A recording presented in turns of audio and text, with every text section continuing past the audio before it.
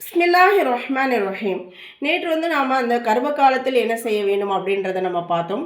இன்றைக்கி குழந்தை பிறந்த பிறகு குழந்தையின் காதில் பாங்கும் இக்காமத்தும். இஸ்லாமிய மார்க்கம் ஒரு சம்பூரண மார்க்கமாகும், நெறிமுறைப்படுத்தப்பட்ட மார்க்கமாகும். அது தன்னை ஏற்றுக்கொண்டவர்களுக்கு வாழ்க்கையின் ஒவ்வொரு பிரிவிலும் வழிகாட்டி கொண்டே இருக்கிறது.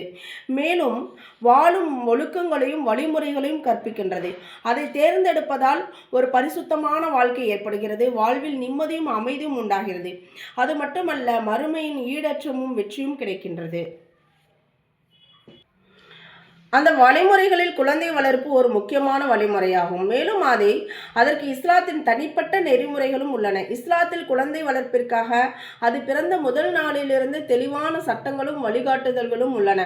அதன்படி நாம் என்ன செய்யணும்? ஆரம்பத்திலிருந்தே நாம் கொண்டு வரணும். ஹதீஸ் ஷரீஃபில் வந்துள்ளதாவது, ஒருவருக்கு குழந்தை பிறந்தால் அவர் அந்த குழந்தையின் வலது காதில் பாங்கையும் இடது காதில் இகாமத்தையும் கூற வேண்டும். இந்த அமலின் பரக்கத்தால் குழந்தை உம்மு சிஃபியான் என்ற ஷைத்தானின் தீண்டுதல் போன்ற தீங்கு மற்றும் பாதிப்பிலிருந்து பாதுகாக்கப்படுகிறது. ஒரு குழந்தை பிறந்த உடனே உம்மு சிஃபியான் அப்படின்ற அந்த சைத்தான் அந்த குழந்தைய தீண்ட முயற்சி செய்கிறான். ஹதீஸ் ஷரீஃபில் இருந்து விளங்குவது என்னவெனில், பிறந்த குழந்தைக்கு வீட்டார்கள் செய்ய வேண்டிய முதல் கடமை அதன் காது வழியாக உள்ளத்திற்கும் புத்திக்கும் அல்லாஹுடைய பெயரையும் ஏகத்துவத்தையும் ஈமான் மற்றும் தொழுகைக்கான அழைப்பு ஆகியவற்றையும் அறிவிக்க வேண்டும். அதற்கு மிகச்சிறந்த வழிமுறை என்னவென்றால் அதன் காதுகளில் பாங்கையும் இகாமத்தையும் கூற வேண்டும்.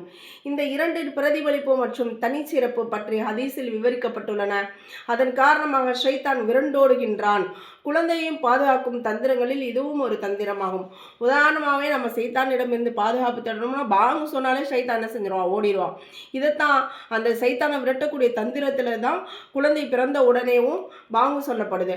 ஆகவே இந்த கட்டளைகளை நிறைவேற்றுவதில் கொஞ்சமும் தாமதமோ அசட்டையோ செய்யக்கூடாது.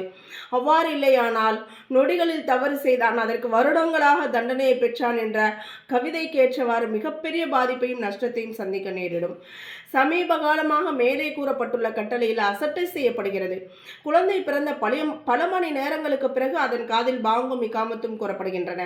சில நேரங்களில் மருத்துவமனை மற்றும் வீட்டு சூழல், அக்கம் பக்கம் தீய சூழல் ஆகியவற்றின் காரணமாக பாட்டு, இசை முதலிய சப்தங்களையே கேட்டுக்கொண்டிருக்கின்றன. கை செய்தப்பட வேண்டிய விஷயம் என்னவென்றால், அந்த சப்தங்களையே பிறந்த பச்சிளம் குழந்தை முதலாக செவியுற்று விடுகிறது. இப்போ நம்ம குழந்தை பிறந்த உடனே அதனுடைய காதில் பாங்கு சொல்லக்கூடிய விஷயத்தில் ரொம்ப தீவிரப்படுத்தணும். அதன் காரணமாக குழந்தையின் வளர்ப்பில் வருங்காலத்தில் மிகப்பெரும் தீய முடிவுகளே ஏற்படும். ஆகவே குழந்தை பிறந்த பிறகு உடனே முதலில் அதன் காதுகளில் பாங்கும் இகாமத்தும் கூற வேண்டும். முஅத்தின், இமாம், ஆலிம் ஆகியோர் வந்துதான் பாங்கு சொல்ல வேண்டும் என காத்திருக்க கூடாது.